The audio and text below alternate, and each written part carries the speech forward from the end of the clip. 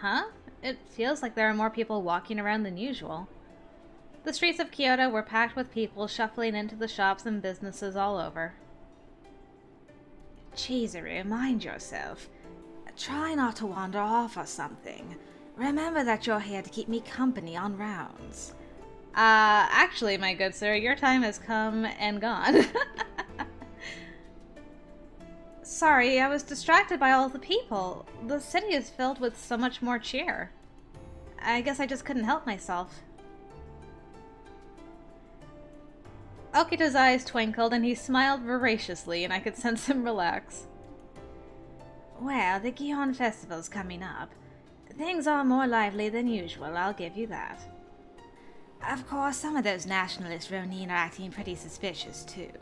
What I'm saying is, watch yourself, alright? Okay. Thanks, OG. Sweet murder puppy. We walked down Kyoto's largest street, alongside the First Division. No one came within a few yards of us. They stepped away the moment their eyes caught the bright blue of the Shinsengumi's jackets. I noticed this phenomenon briefly when I first joined the Shinsengumi on their rounds, but it was clear the people of Kyoto feared them. Excuse me. I paused every so often to ask some of the less intimidated passers-by if they'd seen my father. I'm looking for someone. He's in his 40s and speaks with an Edo accent. He's a doctor, and he's a friendly bald man. After a few hours of searching, I met someone who claimed to see a man matching my description. Oh, yeah. I think I might have seen that guy a while back over at Masu's. As he spoke, he pointed toward a store selling wood and charcoal. Thank you so much. Okita caught my eye and gave me a stern look. He looked as if he was going to reprimand me when... You there! Are you Ronin? Give us the name of your lord, if indeed you even serve one. The cry came from a Shinsengumi soldier, and Okita turned, his lips tightening into a thin line. Well, shit. I guess they would choose the worst possible time to stir up trouble, eh? His hand dropped to his sword as he ran toward the commotion. Townsfolk shrieked and ran like leaves before a gale. Whoa, whoa! In the sudden press of fleeing citizens, I found myself pulled away from Okita. For a moment I panicked, but realized that perhaps it was best. If I stayed close, he would have been forced to keep attention on me. I hoped to avoid distracting him. I hid in an alley to watch, and I could return to the First Division once the tension simmered. Hey, kid, come over here. You don't want to get yourself caught up in that. Huh? I paused for a moment. A strange man was inviting me into his store. Not strange on the face of it, perhaps, but I was warned many times to be on my guard. I was about to politely refuse when I realized it was the store to which the man pointed earlier. Excuse me, but is this Masu's? Yes, it is. Great! You see, I'm looking for someone, and... Mr. Kimon, I just saw that kid with Okita, the Shinsengumi captain. What? Huh? I'm not of the Shinsengumi. The Shinsengumi? Run for it! No! It's not like that! I'm just looking for someone! Even if I had been walking with them, the reaction of the store's customers seemed excessive. You really have the worst luck, don't you? Still, I guess you could say the same about them or me. He gave a small, unconcerned shrug and leapt through the door of the shop. Masu's exploded with the clang of blades, men swearing and scrambling across furniture. What is the meaning of this? What on earth just happened? We hacked up, okay? When we returned to Shinsengumi headquarters, Sanan had a number of less than pleasant words. We kneeled for some time as the colonel berated us before Okita finally spoke up. You don't need to lose your head over it, Sanan. After all, we arrested a couple of Choshu people. When the fight was over, we discovered a massive arms cache and confiscated the entire thing. No one bothered to explain to me what was happening, however, and I was utterly lost. Not something to lose my head over. My head is right where it belongs, Okita. Perhaps you should inquire after yours. The man claiming to be Kimon Masu was, in truth, Shuntaro Furutaka, a Choshu spy. You were aware that the Shinsengumi was allowing him to operate in hopes of gathering enemy intel? Yes, I was, but we didn't have a choice this time. I had to bring him in. Well, it's not like it was a total bust. Like Soji said, they did arrest some guys. Don't you feel bad for Shimada and Yamazaki? They were staking out to keep an eye on Furutaka. The corners of Heisuke's mouth twitched into a smile, but Shimada interrupted him to continue. We appreciate your concern, Toto, but nobody needs to lose any sleep on our account. We were getting nowhere with Masu's the last few days anyway. Okita did us a favor. Yamazaki nodded in silent agreement. Furutaka's arrest is over and done. You won't hear any complaints from us about it. Man, you two are the definition of stoic and reasonable. Soji, on the other hand... It didn't seem Nagakura was going to let Okita get away without rubbing his mistake in his face. Poor Soji. Both Kai Shimada and Suzumu Yamazaki serve as Shinsengumi officers and spies under Hijikata. Aside from the captains who stay in the Yagi residence, they are some of the few people entrusted with the knowledge of my situation. In other words, these men are highly valued officers within the organization. Because if they didn't tell them, they probably would have found out anyway. Despite their resounding support, I felt a rush of guilt sweep over me and I spoke up. I'm so sorry. It's all my fault. Some Ronin were causing trouble, so I tried to get out of the way. I got separated from Okita and the crowd and I didn't go right back to him. Before I really realized what was going on, someone just started shouting at me. But who was tasked with looking after you? He glared at me, his eyes hard and angry, and my throat tightly clenched into dryness. The captain of our 1st Division can't even track a charge. Is this the best the Shinsengumi can do? When I first met him, Sanan had been nice, if a little quiet. After his injury, however, it was as if he'd become an entirely different man. I told her she could go. They were only following orders.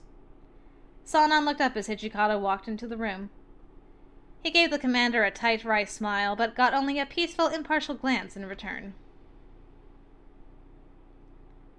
If you're here, that means you're done interrogating Furutaka, right? They're going to wait for a day when the wind picks up, then set Kyoto on fire and kidnap the Emperor while everyone else is losing their shit. So they say, at least. His voice was calm and measured, but we all felt the import of his words. Burn down the city? Those Choshu guys are crazier than I thought. So they just want to kidnap the Emperor? Seems a little contradictory for a bunch of guys who call themselves Imperialists. Whatever their reasons, we cannot ignore them. They're probably meeting tonight. We need to get ready to move out. Understood, Commander. All right, finally! I'm getting chills. Even though each man displayed his professionalism differently, they were all clearly prepared. As they quieted down, Hijikata turned toward me as if he had only just noticed my presence. We did get some information on Kodo. Apparently, he visited Masu's with some men from the west. What? So the rumors that he was seen in Kyoto were true, but that's all there is to it. My father was someone from the west? But my father went missing in Kyoto. How would he be with someone from the west? But no one had an answer for me. It is not time yet. Preparations for the raid began immediately. Within moments, the compound was like a beehive, with soldiers and officers running back and forth. The tension felt thick enough to cut with a knife. I found it affecting me despite my best efforts. My encounter at Masu's created some of their current headache, and I'd hoped to make up for it.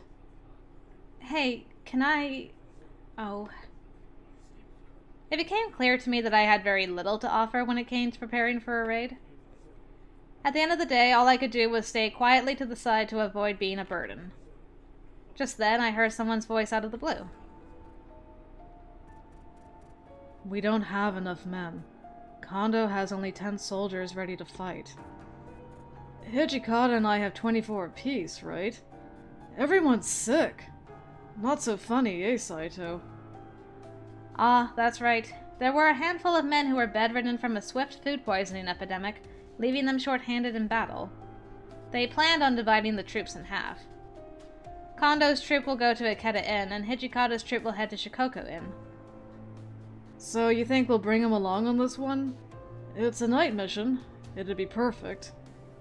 Them? We lost a couple the other day, but there should still be a few left, right? I heard they won't be seeing combat for a while.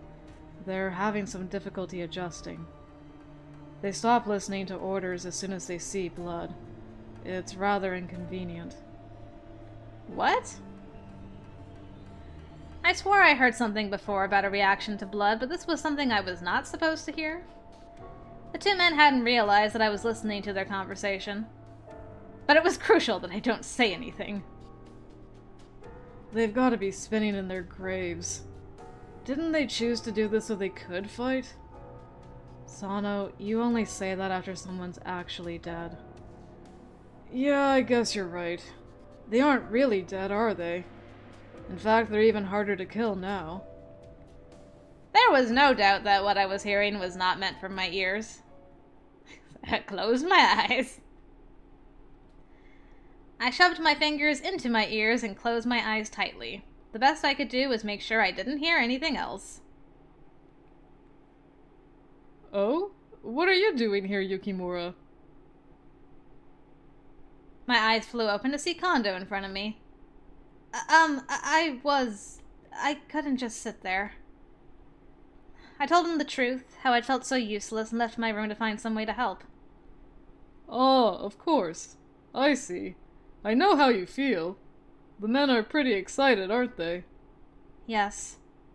Excited? More like bloodthirsty, to be honest. Would you care to join us? What? That was not what I'd expected him to say. You mean go on a raid with you? I don't know what I could... You see, many of my men are out with food poisoning, so we're short understaffed. Well, we could certainly use a messenger, but if you'd rather not, there's no need to feel obligated. You raise a good point. Now that he mentioned it, I did remember hearing that Kondo's troop only had 10 people in it. Well, alright, if I'll just be a messenger. His face split into a grin, and I found myself on the way to the Ikeda Inn to accompany their raid. Kondo's presence was relieving, and his good nature gave me comfort in asking him a question. Kondo, your uniform is different than the one your other men wear. The Shinsengumi's unique light blue uniform made it so anyone in Kyoto would recognize them. However, Kondo's uniform was white, almost cream, setting him apart from his men. Oh, this? This white uniform is for charging into dark areas, allowing us to see each other with more clarity. I see. I didn't know the core uniform came in so many varieties. Their usual uniform was well-fitting, and the color stood out, but this white uniform was more elegant. I smiled while I looked at his uniform, and I braced myself for what was to come. I couldn't remember if I had to choose to go or not, but I guess not. Hour of the dog. After we arrived at Ikeda, I was sent off on several short errands nearby. I returned to hear Nagakura talking to Okita. Well, looks like we hit the jackpot on this one. Not sure if they're brave or stupid for meeting right next to a government building. I knew they'd be here. After all, they've always met at Ikeda before. Sure, but the night Furutaka gets arrested? That just seems sloppy to me. Aren't they afraid of looking suspicious? Well, obviously, they're somewhat less than normal.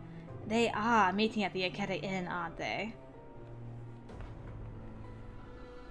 Nagakura and Okita's conversation was very lighthearted, which didn't quite suit the subject matter. Perhaps the Choshu were trying to trick the Shinsengumi. I certainly wouldn't have known. Whatever the reason for their behavior, however, neither Nagakura nor Okita seemed worried. Heisuke noticed me as I approached and jogged over. So, how'd it go, Chizuru? Did you see anyone from Aizu or the Judiciary Commissioner? To be honest, I didn't really see anyone nearby. So, they still haven't made their move. We told them even before it started to get dark. Settle down, Heisuke. The larger man smacked Heisuke playfully on the shoulder with a bark of laughter.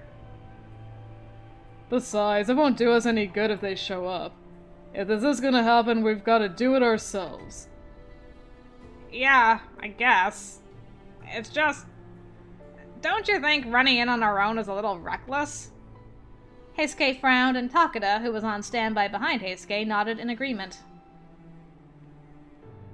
Charging with this amount of men is reckless. We should wait for Aizu Domain's reinforcements. If you say so, Takeda. Alright, why don't we wait a little longer?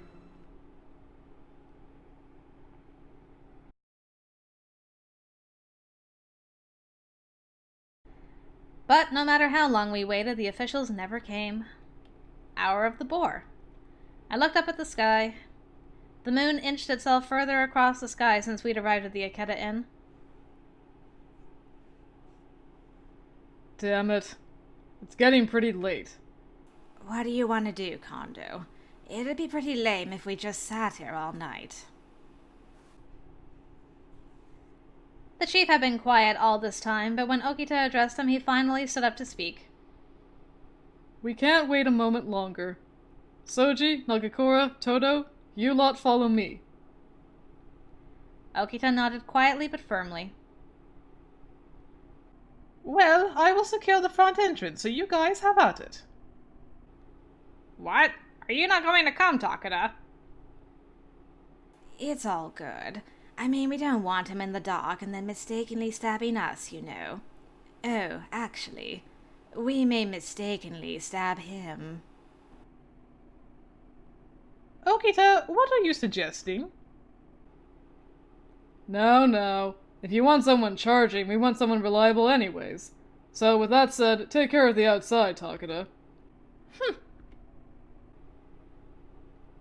Yukimura, can you stay away from the Ikeda Inn? Things are going to get dangerous.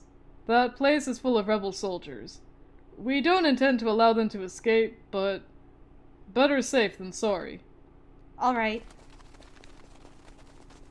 He stood up, smiled curtly, and ran to the inn. Here we go. We are the Shinsengumi, retainers of the Lieutenant General of the Aizu Domain.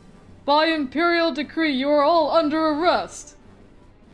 His declaration was met with a cacophony of yells and screams erupting from out of the inn.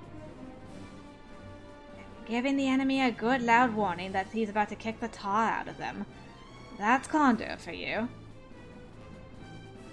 Seems like good form anyway. It's polite to let them know what they're up against. Oh, so your definition of good form is putting us at a disadvantage. Heisuke and Nagakura grinned at one another as they sauntered towards the inn. We act with the authority of the government. Resist and you will be shown no mercy. Then the battle began in earnest. The yells of men and the clang of swords filled the air, rolling out through the doors and windows of the inn. I heard feet pound upstairs, the screams of men dying, the wet thud of bodies dropping to the floor. Damn it, there's too many of them. We need backup. Is there anybody still out there? Well, there was someone, but all the men who'd come with the captains ran around the back and couldn't hear Nagakura. Takeda, on the other hand, was stationed outside to arrest anyone trying to flee the building. What should I do? The only person left to go help them was me. But even if I did, what could I do? That was when I heard Kondo. Soji, are you alright? Nagakura called out from somewhere else in the inn. Damn it, Heisuke! Don't die on me! Oh no! I had no desire to enter a slaughterhouse with men killing one another. Even if I did, I had no illusions about my skill with a blade. I was sure to be killed before I'd even drawn it, but I could hardly stand around doing nothing. Perhaps if I couldn't fight, I could rescue the wounded, find them, and carry them out of the inn. I made up my mind, steeled myself, and ran inside. Inside, it was pitch black. The smell of blood hit me in the stomach like a fist filling the air. There were dark lumps on the floor everywhere, the bodies of fallen men. Where were Okita and Heisuke? It had sounded like a good idea at the time, but as I looked around that charnel house, I realized there was no way I could carry 2 men outside. What should I do? Well, time to look for Heisuke this time around. I had to look for Heisuke. He was always looking after me, so it was time I returned the favor. I looked around the inn. Yeah! What? Out of the darkness, a Ronin appeared, his sword at the ready, headed straight for me. Ah! As his sword swept down, another interposed itself between us, Nagakura's blade. You're fighting me, pal! You don't get to run off unless I say you can! Nicely done. Ah! The Ronin gurgled wetly as Nagakura drove his sword deep into the man's stomach. Blood exploded everywhere. I felt my throat suddenly rise. So much blood. Sorry to ask you this right now, but Heisuke's in the back. Could you go get him? Nobody's getting past me, so you can go take care of Heisuke, alright? I'm counting on you. With that, he turned around and brought his blade up to meet another Ronin's. Got it! I'm going to go to Heisuke, just as Nagakura asked. He seems pretty chill for someone who just cried, "Heisuke, don't die on me!" I turned and ran off through the battlefield the Ikeda Inn had become. As soon as I got to the top of the 2nd floor, I found him. Heisuke? Ooh. You're hurt! He blinked and looked around, almost as if he couldn't see me. Perhaps it was all the blood running from the wound on his forehead. Chizuru? God damn it, what the hell are you doing here? What? What do you mean? I'm here because I was worried about you. I thought maybe I could help. Well, you can't. This is dangerous and not a good time to be worrying about me. Maybe, but that's a serious injury. No, it's nothing. I'll just walk it off. I feel better already. As he spoke, he turned around, his sword held in a ready position, prepared to defend me. But he was so weak. I could see that he only kept his grip on it with great effort. Ah, hello. The Ronin across from us, on the other hand, was as silent and calm as a great statue. Wait. Things didn't seem right. Suddenly I realized what it was. The Ronin had no sword. I didn't have the time to try and figure out what that meant, though. I had to... We know he fights with his hands.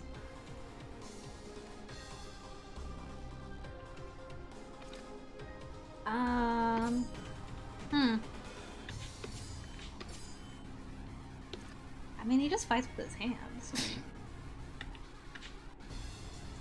Come on, let's help.